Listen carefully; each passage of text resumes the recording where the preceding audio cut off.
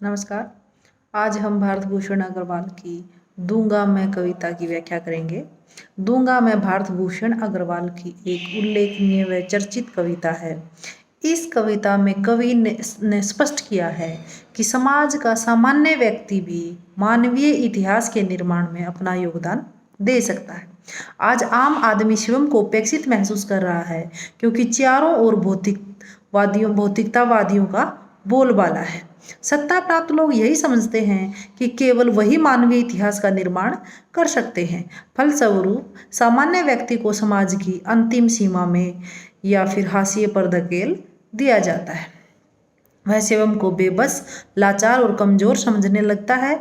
प्राय सुविधा भोगी लोग यह फतवा सुना देते हैं कि समाज निर्माण में सामान्य व्यक्ति की कोई भूमिका नहीं है, परंतु कवि ने सामान्य व्यक्ति का पक्ष लेते हुए उसकी भूमिका को महत्वपूर्ण माना है कि सामान्य व्यक्ति जानता है कि उसकी तुच्छता अद्वितीय है, समाज में उसका अस्तित्व न के बराबर है, उसे न कोई चाहता है और न ही कोई पहचानता है। उसमें यह सामर्थ्य भी नहीं है कि वह समाज को तुष्ट कर पाए और सामान्य व्यक्ति यह भी सोचता है कि भले ही वह अपने आप को नष्ट करके समाज को कुछ देना भी चाहे तो वह नहीं दे सकेगा। तो कवि ने बताया है कि समाज का प्रत्येक व्यक्ति मानव इतिहास के निर्माण में अपना योगदान दे सकता है, चाहे वह तुच्छ से तुच्छ हो, उसके पास देने के लिए कुछ भी ना हो, तो भी वह समाज में सुव्यवस्थित, मंगलकारी व उपयोगी वस्तुएं प्रदान कर सकता है। तो कविता की व्याख्या करते हैं। दूंगा मैं नहीं हिचकूंगा कि मेरा अकिंचनता अनन्य है, कि मैं ऐसा हूं मानो कि हूं ही नहीं।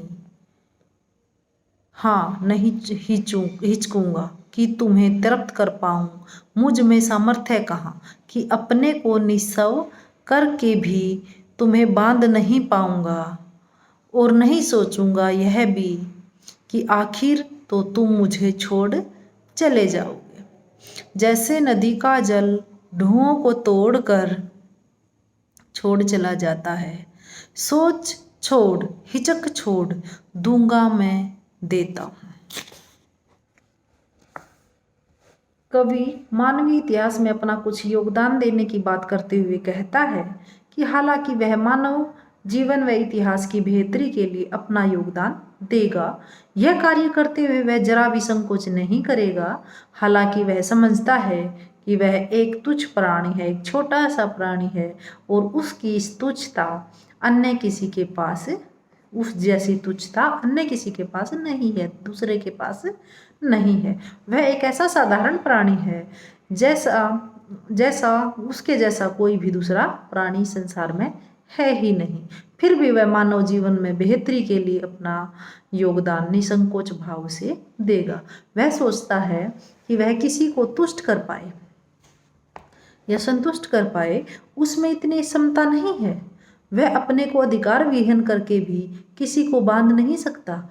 वह तो यह बात सोचने की स्थिति में भी नहीं है कि कोई उसे अंत में वैसे ही अकेला छोड़कर चला जाए जैसे नदी का पानी रेत के टीलों को तोड़कर आगे चला जाता है। लेकिन कवि कहता है कि वह सब कुछ सोचना छोड़कर निसंकोच भाव से मानव जीवन व इतिहास की बेहतरी के लिए अपना योगदान दे सकता है।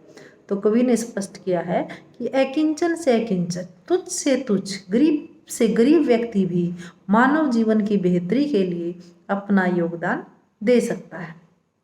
लो यह लो, ओ तुम अनजाने अतिथि आज भर के, लो यह पराग जो अपनी आसक्ति में मात्र गुनगुनाहट है, पर जिसे देकर ये मेरे होठ समाधि बन जाएंगे। लो यह आग जिसकी जिंदगी में जलन तो क्या ताप भी नहीं, पर जिसे देकर यह मेरी अस्थि विभूति बन जाएगी। तो इन पंक्तियों में कवि मानव जीवन की बेहतरी के लिए मानव को अपने जीवन का संचित पराग अर्पित करते हुए कहता है कि वह इस पराग को उसे समर्पित कर रहा है, जो वर्तमान भर का उसका एक अनजान मेहमान है। हालांकि उसकी यह भेंट अत्यंत निर्बल है, तुच्छ है, छोटी है तथा मात्र गुनगुनाहट रखती है, परंतु वह इस भेंट को प्रदान करके अपने होठों को मौन करने में सफल हो जाएगा। वह कहता है कि उसकी अन्य भेंट भी एक ऐसी आग की चिंगारी है जो जिसमें जलन होना तो दूर, थोड़ी सी गर्मी भी नहीं है, परंतु वह इस आग की चिंगारी को भेंट कर अपनी अस्थियों को एक नई विभूति बनाने में सफल हो जाएगा। तो कवि ने यहाँ पर एक अत्यंत साधारण व्यक्ति के रूप में प्रस्तुत किया है। शिवम को वह एक अत्यंत साधारण व्यक्ति मानता है। लो मैं देता हूँ अपना पराग राग, आग यह अपनी जो मैं हूँ, जो मेरा सर्वस्व है, पर जो नगण्य है बेहिचक देता हूँ, मुट्ठी पर मुट्ठी भर अपने को रीता कर देता हूँ, लो तुम ओ अतिथि यह सेवा स्वीकार करो। तो इन पंक्तियों में भारत भूषण अग्रवाल ने बताया है कि कवि कि मानव जीवन एवं इतिहास की बेहतरी के लिए मानव इतिहास को अपने मकरंद युक्त गीत, अपने हृदय की आग, जिसे वह स्वयं का अस्तित्व व सर्वस्व मानता है परंतु दूसरों के लिए नगण्य समझता है, निसंकोच भाव से प्रदान करता है। इस भेंट को वह मुट्ठी भर भर के प्रदान कर स्वयं को रिक्त करता हुआ अपने अतिथि से कहता है कि वह उसकी इस तुच्छ भेंट को स्वीकार कर ले। तो कवि ने स्पष्ट किया है कि साधारण से साधारण व्यक्ति मनुष्य भी मानव जीवन व इतिहास की बेहतरी के लिए अपना योगदान दे सकता है। भूल कर कि इससे तुम्हारा काम नहीं चलने का देता हूँ, क्योंकि तुम मेरे द्वारा आए हो और मेरे पास है देने को अपनापन देता हूँ, क्योंकि मैं जानता हूँ कि तुम मुंह अंधेरे से इस गली के घर घर के द्वार पर दस्तक दे दे कर थक गए हो। भीतर थी चहल पहल, राग रंग गूंज समारोह की, पर किसी ने सुनी नहीं तुम्हारी वह खटखटाहट, क्योंकि सबने सोचा कि तुम तो भिखारी हो, दीनहीन याचक, परोपजीवी। परोपजीवी का मतलब होता है दूसरों के उपकार पर जीने वाला। पर मैं पहचानता हूँ कि तुम अतिथि हो, तिथि से परे हो, इतिहास हो दूंगा। तो भारत भूषण अग्रवाल जी कहते हैं कि मानव जीवन व इतिहास की बेहतरी के लिए अपनी तुच्छ भेंट प्रदान करता हुआ कहता है कि हालांकि वह जानता है कि उसके द्वारा दी गई भेंट से उसका काम नहीं चल सकता, परंतु चूंकि वे उसके द्वार पर आए हैं अतः वह उन्हें अपनापन भेंट करता है, क्योंकि वह जानता है कि वह प्रातःकालीन अंधकार के समय से ही उसकी गली के द्वार द्वार पर कुछ मांग मांग कर थक चुके हैं।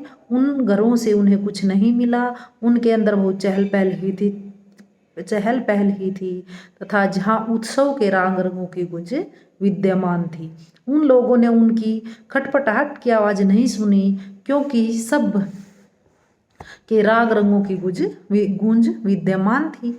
उन लोगों ने उनकी खटखटाहट की आवाज़ नहीं सुनी, क्योंकि उन्होंने सोचा कि वो तो भिखारी हैं, दीनहीन याचक हैं, दूसरों के उपकार पर जीते हैं।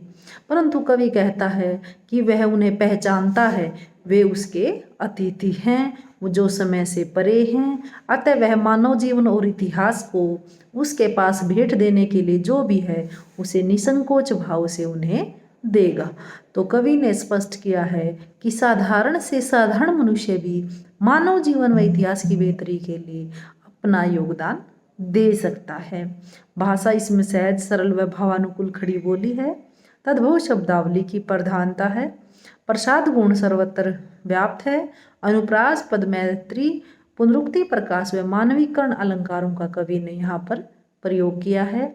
आत्म कथात्मक शैली का कवि ने प्रयोग किया है और कविता छंद मुक्त है।